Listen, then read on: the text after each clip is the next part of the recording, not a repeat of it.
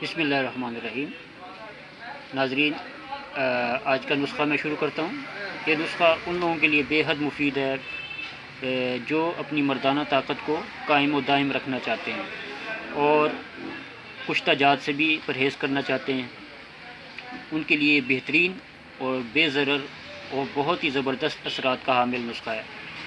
इससे उनकी खोई हुई ताकत बहाल हो जाती है और जिस्म में एक करंट दौड़ने लग जाता है और एक ताकत की लहर उनके जिस्म में दौड़ जाती है जो उनको बेचैन कर देती है।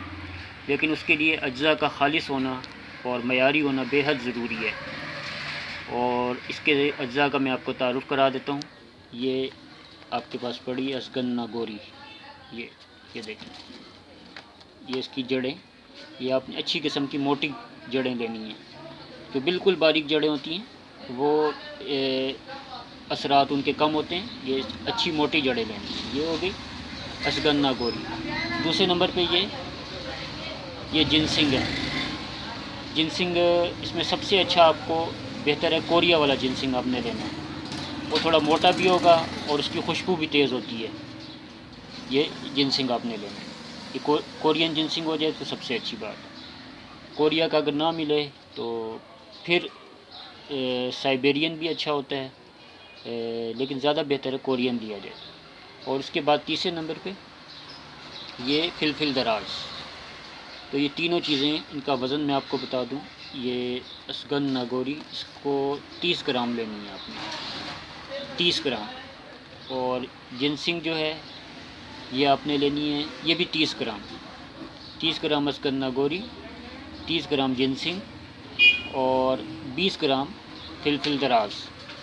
ये 80 ग्राम आपके पास ये टोटल चीज़ें हो गई। और उसके बाद ये आपने 1 पाव छोटी मक्खी का शहद लेना है। ये छोटी मक्खी का खालिस शहद लेना है आपने। ये 3 चीज़ें हो गई। इनको आपने अच्छी तरह ग्राइंड कर लेना है। इन चीज़ों को ग्राइंड करके, इन तीनों चीज़ों को अच्छी तरह ग्राइंड करके बिल्कुल बारीक पाउडर बना लेना है और बिल्कुल मैदे की तरह पाउडर हो जाए इसका। और इसको ज़्यादा बेहतर है आप मशीन के बजाय हवन दस्ता में इसका पाउडर बनाएं। इसका पाउडर बनाने के बाद इसको आपने शहद को हल्का सा नीम गर्म करना है चूल्हे पे, बस बिल्कुल हल्की आंच पे। शहद को कभी भी तेज़ आंच पे गर्म नहीं किया जाता, तो हल्की सी आंच पे गर्म करके और ये चीज़ें आपने शहद के अंदर मिक्स कर देनी है। और इसको मिक्स करके आपने कुछ दिन के लिए छोड़ देना है। तकरीबन अगर शीशे का जार आपके पास हो तो ज़्यादा बेहतर है।